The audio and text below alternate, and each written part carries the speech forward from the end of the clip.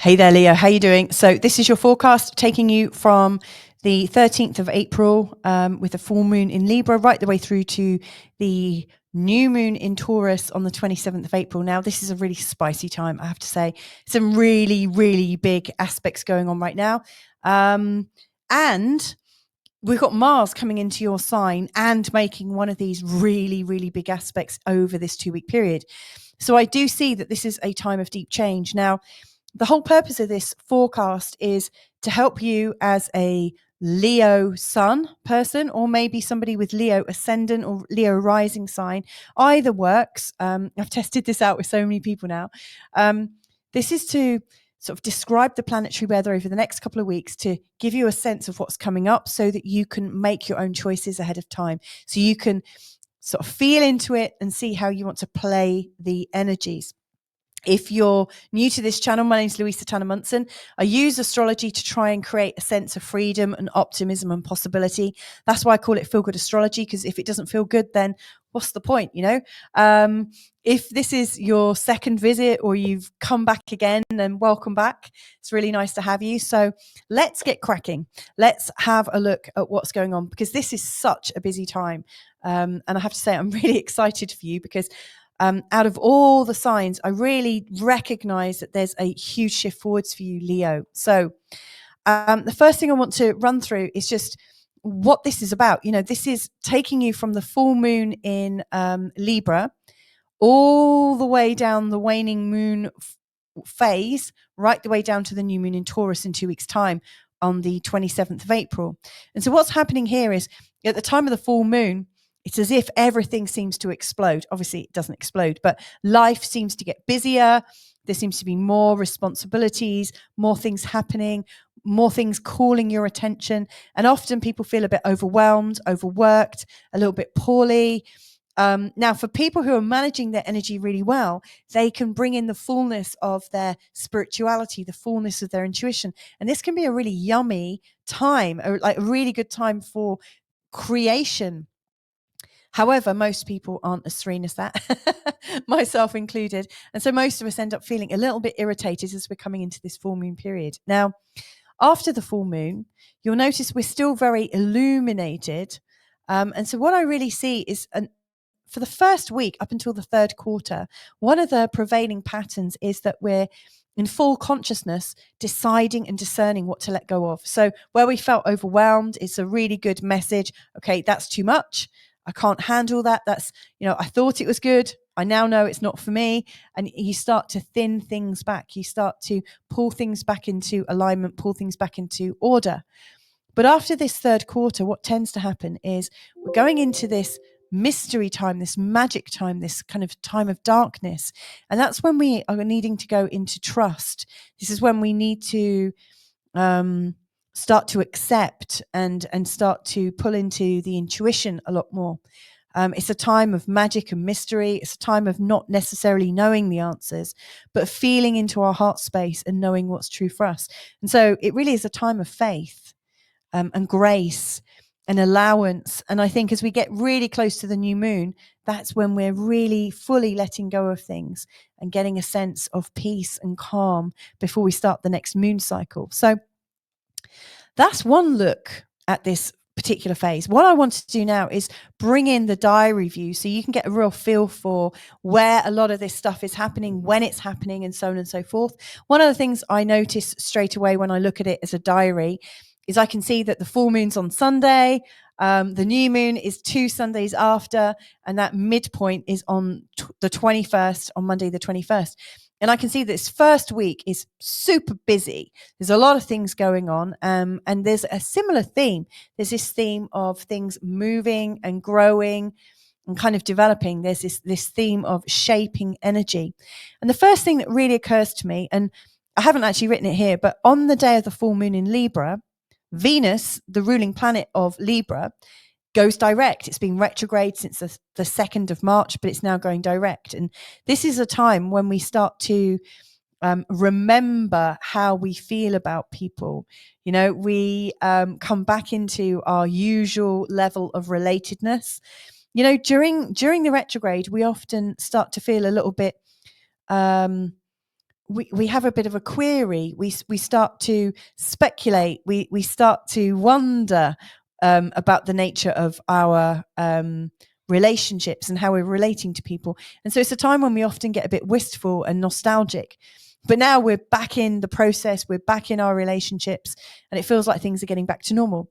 Now, I want to comment on that a little bit, because around the end of November, in fact, on the 26th of November, Mercury went retrograde, followed on the 6th of December by Mars going retrograde. And we seem to have had this really long season of personal retrogrades, and the personal retrogrades are Mercury, Venus, and Mars. You know, that rules your mind and the way you think and communicate. That's Mercury. How you relate to others and how you value things and how you love things. That's Venus. And how you sense things as well. And also how vital you feel in your body, how strong you feel in the body, how healthy you feel, how comfortable you feel taking action. That's Mars. And so really, since the 26th of November until literally the 13th of April, it feels like it's been a continuous run of these personal retrogrades. There was a 6-day break in the middle between the 23rd of February and the 2nd of March. But apart from that, it's been quite the onslaught, you know, and these retrogrades tend to hold us back. We don't tend to move forward so much. We're often sort of held back in a state of perpetual questioning, trying to work things out. So this full moon is setting up a clearance of some sort. It feels like it's time to move forwards. And then that's mirrored by Mercury going into Aries, into a fire sign, a fellow fire sign. And Mercury is going to be a lot happier in Aries than he was in Pisces. You know, our thinking is going to get more straight, more correct, more incisive, maybe fewer words. And there will be a sense of achievement with our communication. There'll be a purpose why we are communicating and how we're being. I really like that. That's gonna really help take some of the vagaries out of life. And then on the 18th, Mars moves into Leo, your sign, and that's a time when you tend to come back into strength, come back into your full strength, feel really positive, feel really excited, start to feel very creative with your body, start to feel a bit like a performer, like you're central. You know, this is a time to be playful with your energy. And so I see that as a real upgrade, because in the sign of Cancer, you know, Mars's energy was a little bit crabby, a little bit wet, a little bit oversensitive. It's very difficult to take action, really good action, when you're oversensitive to things. And so then the sun moves into Taurus on the 19th of April. And so there's this lovely run, you know, Venus going direct, Mercury into Aries, Mars into Leo, the sun into Taurus. So it feels like a really positive week where, after months of feeling really quite sort of held back, we're now moving forwards in quite a beautiful way. I really like that. Some other things going on. Venus conjunct the North Node, Saturn conjunct the North Node. These two are really working really nicely together. Saturn, the North Node, and Venus, they're all in the same place over this period of time. You know, Venus is representing love and connection and the ability to flow and that sense of well-being. And Saturn is really testing ideas and using discipline and patience, hopefully patience, and some wisdom. You know, there's a sense of kindness and longevity with these two mixed together. And so I think if you're applying your energies to get things resolved, to tie up loose ends during this waning phase, and to move yourself forwards by tying up loose ends, you're really going to go with the energies. You'll be able to face yourself. You won't have to hide from yourself anymore. So I see this as a time when you're moving forwards and feeling really good about it. I also noticed that Mercury makes a conjunction with Neptune. Mars makes a trine with Neptune. These are the first aspects that the planets are starting to make with Neptune in this new sign. And so this is great. The energies of Neptune, the idealism, the spirituality, the connection, the sense of oneness, that's all able to be articulated and acted on. So this is a great first week. Then as we come into the second week, it's a bit more sparse and there's a bit of a theme. So Mars is a theme, Pluto's a theme, Mars and Pluto in opposition is the theme. So what's going on there? So since the end of October, Mars and Pluto came into an opposition. In fact, they went exactly into their opposition on the 3rd of November and then again on the 3rd of January. And they are going to come into a final opposition on the 27th of April. Now, in their oppositions, they're not working together. You know, Mars is about vitality and sovereignty and taking action. And Pluto is about, how can I control this energy? Something feels out of my control. I need to get it under control. You know, so Pluto is absolutely defiant, definite, really wanting, is sort of like a megalomaniacal, you know, really wants to get that energy under control. And often it comes from a fear, you know, like what will happen if you don't get the control? That's what he's afraid of. Or actually, Pluto's not afraid, but where he shows up in your chart, he often shows what you're afraid of. And so there's this energy of needing to take action and control to manage a fear versus a sense of doing something for yourself, not from fear. And they're working against each other and creating a very strong resistance and probably a load of frustration. Now, I'm going to show you where this is on your chart in a second. But before I do, I just want to say thank you to all the kind people that help to support my channel, because this really makes a difference to me. It really does. And it means I can do lots of extra bits, which I love to do. So thank you to everyone who's bought me a coffee, who's donated, who's sent me some money on your YouTube. I can't remember what they're called now. Or who's a member of my new Feel Good Astrology membership, the community space. Thank you so much for supporting. You know, you really make a difference. So thank you. That's my shout out to you. So Leos, let's have a look at these charts. So there's 3 charts that I've pulled up. The first one is for the full moon in Libra. Then the second one is for the 3rd quarter moon. So you'll see the moon has moved from the full moon position to the 3rd quarter position. And then you'll see the next one is when the moon meets the sun, and we've got the new moon in Taurus. And there you go. There's the moon and the sun together.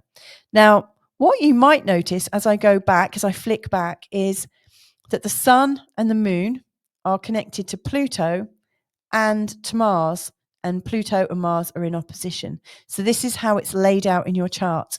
So I'm just going back one step. And you'll see when you're back one step, the sun, Mars, and Pluto are still together. But look, the moon's here now, but still connected to them all. And back one more step to the full moon in Libra, and you've got the sun, the moon, Pluto, and Mars. So these guys are really hanging out. You know, they're really working together in this 2-week period. You could say that this Pluto-Mars energy, and this is in a really, really prominent part of your chart, like Pluto is in the part of your chart to do with relationships. So, I mean, this is a really big place for Pluto to be in. And Mars at the start of this forecast is just in your 12th house, in this place of sort of unconscious awareness. But within the first few days, he's going into your 1st house. And the 1st house and the 7th house, this is everything about you. This is everything about everyone else. And then the sun at the top of the chart is about your career. So this particular placement of what's known as this T-square formation is really, really vital. This is a really big aspect. This is showing that whatever is going on right now, you are dissolving really big patterns of resistance that are holding you back from your career, that are stopping you from expressing yourself, and that are creating a sense of control within your relationships. Or maybe you feel that your partner is being controlling with you. Either way, it's interesting, because I always think that what shows up here as your partner is also what you don't recognize in yourself, i.e. you're projecting something like part of your shadow onto your partner. You know, however you choose to look at this is really big. You know, Mars and Pluto are in 2 of the biggest places of your chart. And then the sun is right at the top spot. So this is a really, really important time for you.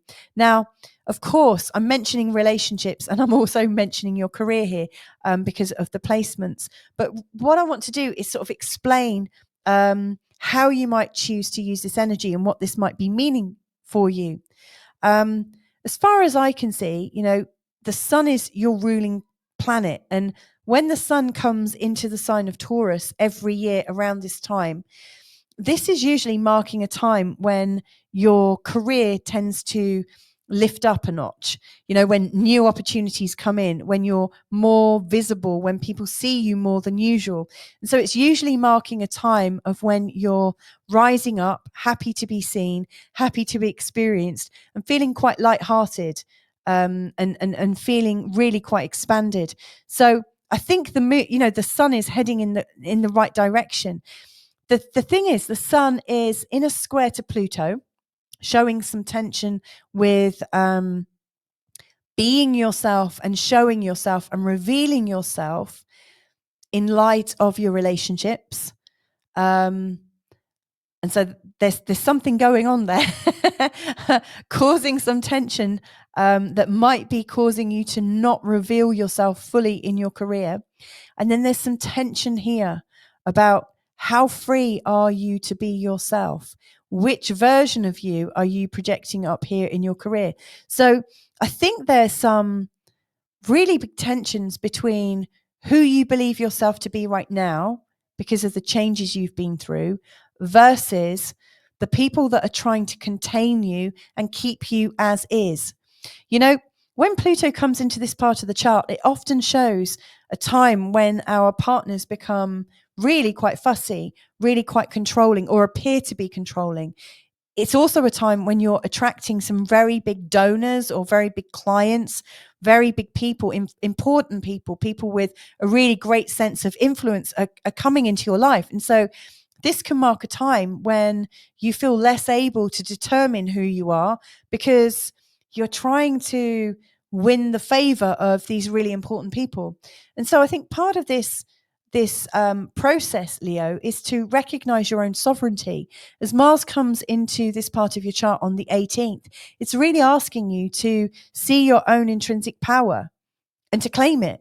And then the very next day, when the sun comes into the sign of Taurus at the top of your chart, really the astrological planets, they are positioned to show you how brilliant you are, how needed you are, and how sovereign you can be. So what I really see that might need to be developed, that you might choose to develop, is a sense of independence about your image, a sense of nonchalance about how you're coming across. I mean, you've already been practicing this a little bit. Uranus has been in your 10th house for quite a while now, for at least 5 years. Yep, for at least 5 years, because when he came into this part of your chart, there was this desire to be a lot more free with how you work, to not necessarily have the same kinds of bosses as you've had before, maybe to work for yourself. The idea of not having to it's like call in and answer to somebody is a really, really kind of strong desire.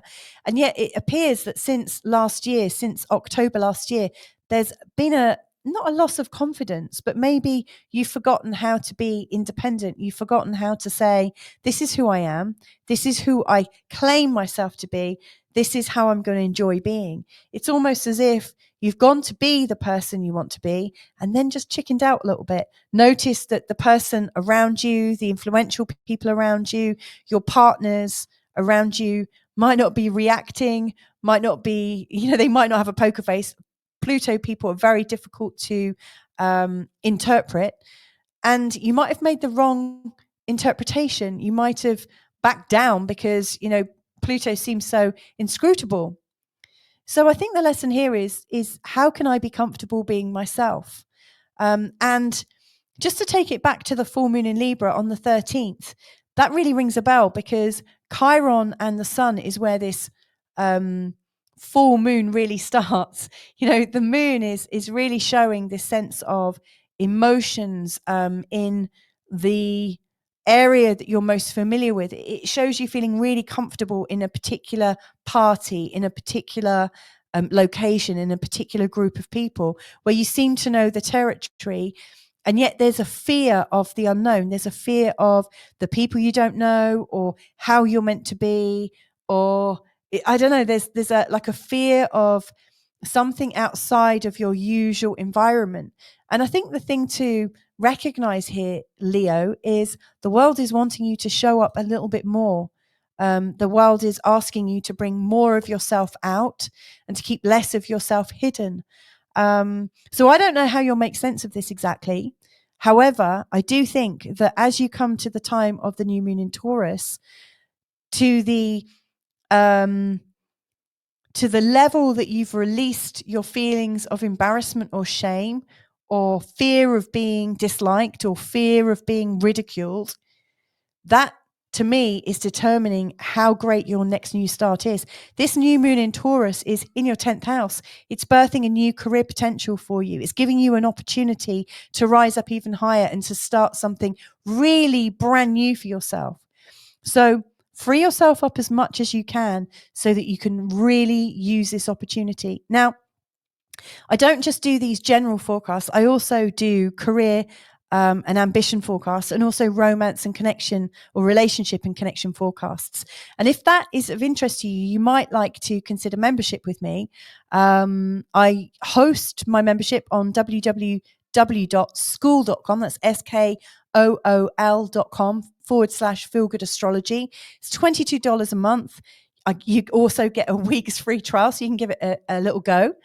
But every time I do a 2-week forecast, like every new moon and every full moon, I also produce a relationships and connections forecast for Leos, in fact, for all the 12 signs of the zodiac, and also a career and ambition forecast. So you get 2 of those every month, 2 of these relationship forecasts every month, and 2 of the career ones every month. So 4 forecasts every month, in addition to what you would get on YouTube.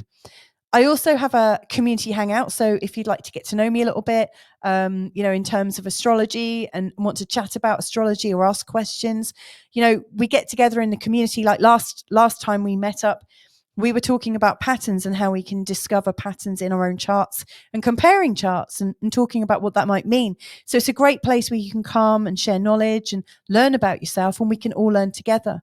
If you have been considering a consultation with me or to learn with me, then there are discounts as well if you're a member, because obviously I want to give back to you. And there's, lots of little bits that I think will really help you out if that's what you choose. So that sounds like something that you might enjoy. Obviously, you don't just get the Leo forecast. Sorry, I was just looking down at a moany cat meowing by my side.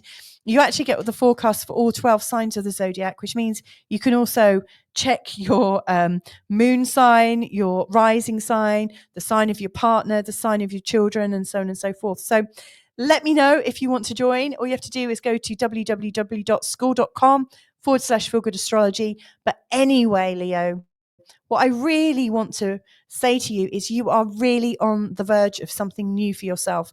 I really do see that you're about to take off in a new and beautiful way.